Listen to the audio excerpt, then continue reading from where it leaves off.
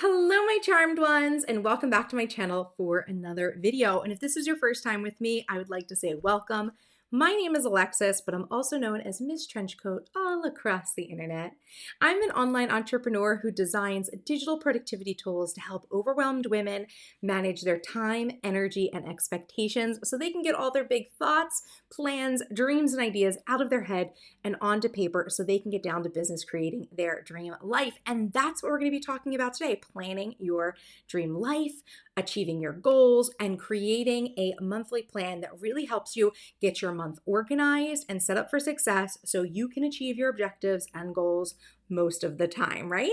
So I have my trusty Chanel desk agenda with me here. This is my everyday planning system, and I'm going to go ahead and switch into an overhead view so you can actually see how I've planned my month and all of the different tips and strategies that I use to make sure I'm getting my goals completed. Okay, so these are my monthly spreads once I have filled them most of the way in.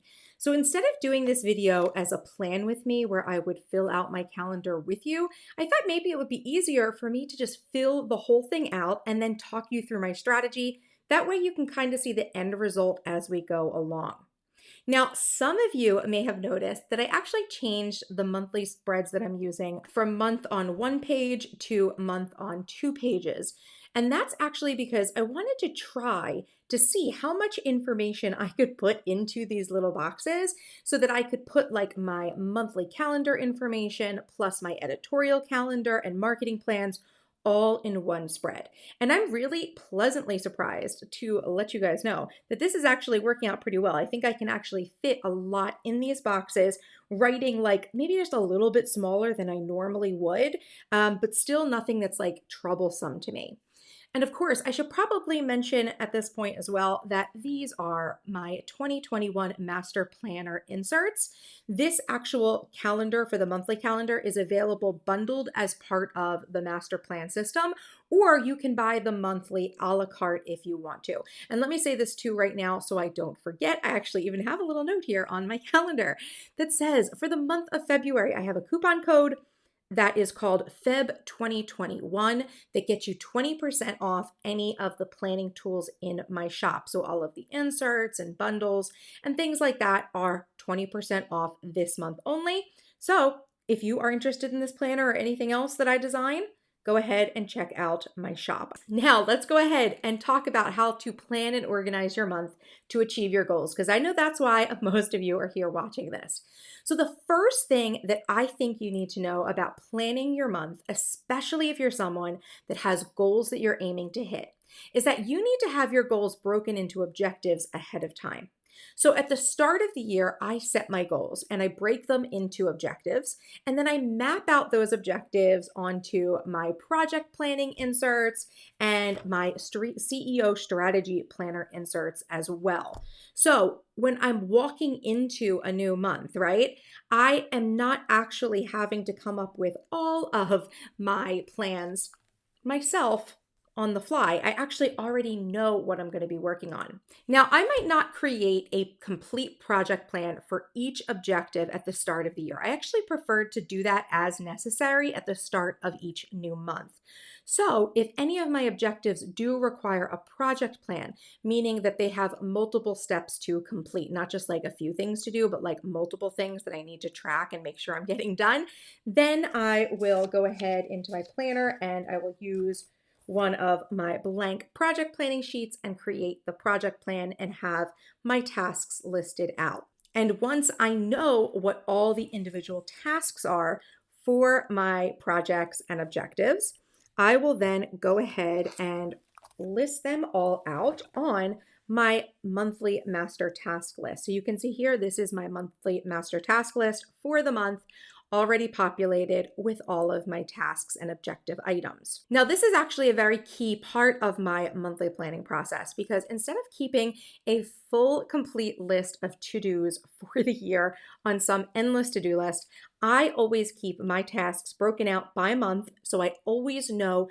that I'm looking at just the tasks that pertain to the month I'm in. I think if you are someone who uses, task lists that have items that necessarily don't belong to a given month, you might experience a little bit more overwhelm and perhaps some less focus when you're doing your work because your task list is actually crowded with things that actually don't belong. So I prefer to keep my tasks broken out on monthly task lists. So you can see here, this is the monthly task list of everything I expect to do in February. Now, does that mean that it's every single thing that I'll do and that nothing that's not on this list is going to get done? No, of course not. I know that things pop up throughout the month, but for now, walking into the month, these are the tasks I know I need to focus on if I want to accomplish my goals.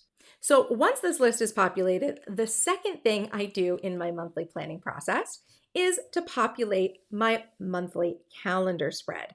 So I will go ahead and mark off important dates and scheduled tasks that I have across the month.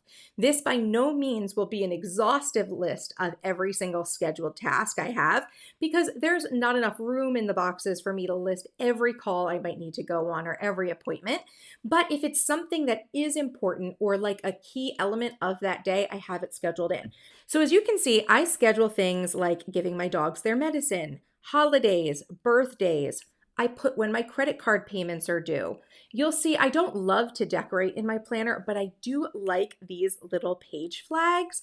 I like to use them to like highlight an important element of a day. Now, these are actually not for sale. These are things that I make for myself, these page flags with my silhouette machine. I know people are going to ask me that, so I wanted to make sure I mention it. And my monthly calendar is also where I put my editorial calendar for my content and marketing information for my business. So I post content on to one of my platforms every single day. So I like to have that bare bones schedule listed out on this monthly calendar. So, on Monday, Wednesday, Friday, I'm posting to Instagram. Tuesday, Thursday, I've got blog posts that go up. Saturday's YouTube video, and Sunday is when I send an email to my email marketing list. So I like to keep that skeleton framework listed out across the days of the monthly calendar.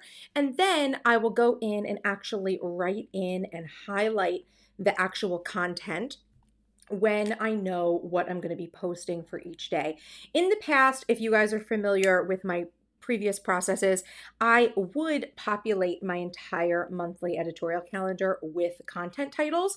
But what I found was that as I would actually execute on creating my content, because I end up bulking my content, I write my blog posts in bulk, I map out my Instagram posts and create those for the month all at one time. So when I was actually doing the work, I found that I would often change titles or switch things around. So it ended up being like a lot of things scratched out and moved. So it's much easier for me just to have that skeleton of the days when I need to post on specific platforms. And then what I do is when I'm doing my weekly planning and actually creating the content, I will fill in the titles that I end up going with. So that is a much easier way for me to manage my content.